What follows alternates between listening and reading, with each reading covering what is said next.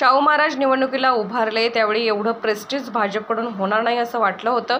राजर्षी शाहू महाराजांचा विचार दिल्लीत पोहोचला पाहिजे अशी सर्वसामान्य जनतेचा विचार आहे।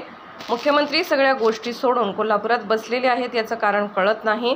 शाहू महाराज आणि शिवाजी महाराजांच्या विचाराला ते विरोध का करत आहेत हे कळत नाही। आता जनतेने निवडणूक हातात घेतलेली आहे। भाजपला महाराष्ट्राबद्दलचा कॉन्फिडन्स नाही आहे म्हणून 5 टप्प्यात निवडणुका जाहीर झाल्या। महाराष्ट्रामध्ये किमान 10 वेळा मोदी येतील। राज्यातल्या भाजपच्या नेत्यांना कॉन्फिडन्स उरलेला नाही। मुख्यमंत्र्यांच्या कोल्हापुरात मुक्काम वाढलेला आहे, मात्र त्याचा काहीही परिणाम कोल्हापुरातल्या जनतेवर होणार नाही। कोल्हापूरकरांचा निर्णय पक्का झालेला आहे। आपल्या गादीचा सन्मान ठेवायचा, शाहूंचे विचार पुढे न्यायचे, त्यामुळे त्यांनी कशाचाही वापर केला तर त्याचा परिणाम कोल्हापूरकरांवर होणार नाही। त्यांना आत्ताच वारसदाराची आठवण का झाली? एकदा ते म्हणतात हा आमचा घरगुती विषय आहे। भाजपने त्यांना चार्टर विमान पाठवून कोल्हापुरात आणण्याची वेळ आली, याचा अर्थ त्यांच्या पायाखालची वाळू घसरलेली आहे। आता त्यांच्याकडे कुठलाही मुद्दा राहिलेला नाही। काहीतरी उकरून काढायचं आणि लोकांची दिशाभूल करायची असे सुरू आहे। छत्रपती शिवाजी महाराज, राजर्षी शाहू महाराज या महामानवांचा नेरेटिव्ह सेट करायचा आणि इतिहास बदलण्याचे काम हे लोक करत आहेत। नाही, मला कायदा आणि सुव्यवस्था काही बिघडणार नाही। कोल्हापूरकरांनी शाहू महाराजांना आपलं मानलेलं आहे आणि आपला गादीचा सन्मान कशा पद्धतीनं ठेवायचा हे मताद्वारे लोक निर्णय त्या ठिकाणी निश्चितपणे घेतील।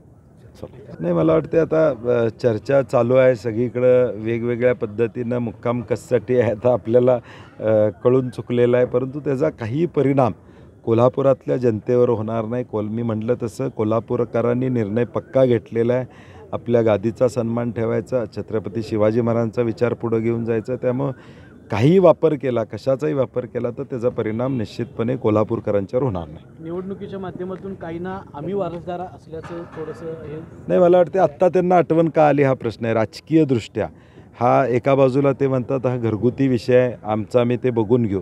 मग तुम्हाला आत्ताच कोल्हापूरमध्ये याची वेळ का आणली? आणि मुळात भाजपनं हे अगदी खास विमान पाठवून, चार्टर्ड विमान पाठवून त्यांना आणण्याची वेळ आली, याचा अर्थ पायाखालची वाळू घसरलेली आहे। मुद्दा त्यांच्याकडे कुठलाही राहिलेला नाही आहे आणि म्हणून कुठलं तरी काहीतरी उकरून काढायचं आणि लोकांच्या समोर दिशाभूल करायची।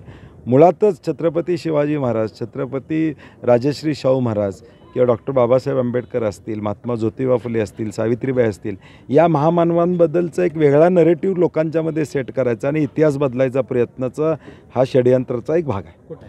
नाही, मला वाटते शाहू महाराज जी ज्यावेळी उभारले त्यावेळी आम्हाला अपेक्षा होती की एवढं प्रेस्टीज भाजपकडून होणार नाही आणि छत्रपती शिवाजी महाराजांचा, राजश्री शाहू महाराजांचा विचार दिल्लीमध्ये पोचला पाहिजे ही सामान्य जनतेची इच्छा आहे आणि त्या इच्छेला अनुसरून पुढून देखील काही गोष्टी होतील अशी अपेक्षा होती। परंतु आता आपण बघतोय की सगळं सोडून ते इथं बसलेत। मला का कळत नाही की एवढा विरोध शिवाजी महाराजांच्या विचाराला, शाहू महाराजांच्या विचाराला ते का करतायत हा प्रश्न निश्चितपणे आहे। परंतु मी म्हटलं तसं जनतेनंही निवडणूक हातात घेतलेली आहे आणि कोल्हापूरची जनता सुज्ञ आहे, नेमक्या दिशेला कुठल्या जायचं हे लोकांना कळतं। मोदींच्या देखील आज एका दिवशी 3 सभा राज्यामध्ये होत आहेत, कसं बघता वारंवार यावं लागतंय महाराष्ट्रात? नाही, महाराष्ट्राबद्दलचा कॉन्फिडन्स भाजपला नाही आहे म्हणून 5 टप्प्यात मुळात या निवडणुका जाहीर झाल्या आणि आता 3 वेळा, आता परत 3 वेळा, अजून पुढचे 2 टप्पे महाराष्ट्राचे आहेत। मुंबईचा टप्पा वेगळा आहे, अजून एक टप्पा आहे। मला वाटते किमान 10 त्यांच्या भेटी होतील असं भाजपचे लोक त्या ठिकाणी सांगतात। याचा अर्थ राज्यातल्या नेत्यांवर कॉन्फिडन्स राहिलेला नाही। राज्यातलं नेतृत्व काही प्रमाणात यशस्वी आणण्यामध्ये या ठिकाणी ते पुढे येऊ शकत नाहीत, ह्या निश्चितपणे खात्री झालेली आहे।